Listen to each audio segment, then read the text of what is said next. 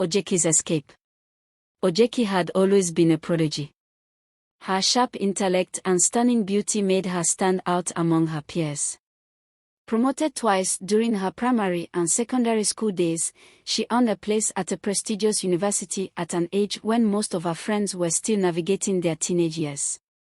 Living in a hostel with 3 roommates, Ojeki quickly adjusted to university life, thriving in her studies and making new friends. In her second year, Ojeki met Michael. He was charming and handsome, the kind of guy who knew exactly how to woo a woman. His initial approach made Ojeki's heart flutter, but she masked her excitement with a facade of indifference. Eventually, they exchanged contact details and began chatting regularly. Their conversations grew longer and more intimate, covering everything from their future dreams to Michael's declarations of love. He even referred to Ojeki as his wife in front of his friends, making her believe he was serious about their relationship. After 3 months of dating, Michael began insisting that Ojeki visit his place. She declined repeatedly, citing her commitments to choir practice. However, Michael's persistence wore her down, and she agreed to visit before heading to practice. When they arrived, Michael prepared a delicious meal that made Ojeki feel she had indeed found a great partner. As time passed, Ojeki realized she had missed choir practice and started gathering her things to leave. Michael urged her to stay longer, suggesting there was no point in rushing to choir practice now that it was already late. Reluctantly, Ojeki agreed, and they decided to watch a movie. They laughed and shared stories, losing track of time until Ojeki noticed it was almost 11 p.m. Panic set in as she realized the hostel gates closed at 9 p.m. Ojeki called a nearby friend, hoping she could spend the night at her place, but her friend was out and wouldn't be returning. Michael suggested she stay over, promising to respect her boundaries. Feeling she had no other choice and wanting to trust her boyfriend, Ojeki agreed. Michael offered her a t-shirt and towel to sleep in, which she accepted.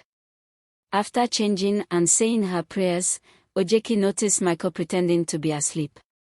She settled in, but soon felt Michael's unwanted touch. Startled, she told him to stop, but he persisted, begging for her consent.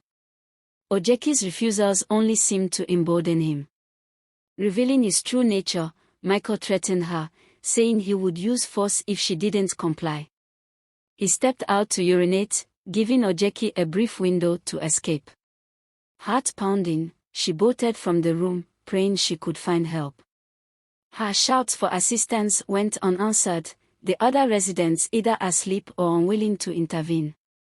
Michael, realizing her escape attempt, went back inside to retrieve a weapon. Ojeki seized the moment, running through the bushy area in nothing but a towel. She reached her hostel gate, but it was locked. Desperate, she ran to a nearby lodge, banging on her course mate's door until her friend finally opened up. Safe at last, Ojeki recounted her ordeal. Her friend provided clean clothes and a place to sleep. The next morning, they advised Ojeki to report the incident to her supervisor. Exhausted but determined, Ojeki did just that. The supervisor listened intently, confirming her suspicions about Michael. He was a feared gang leader, notorious for preying on female students.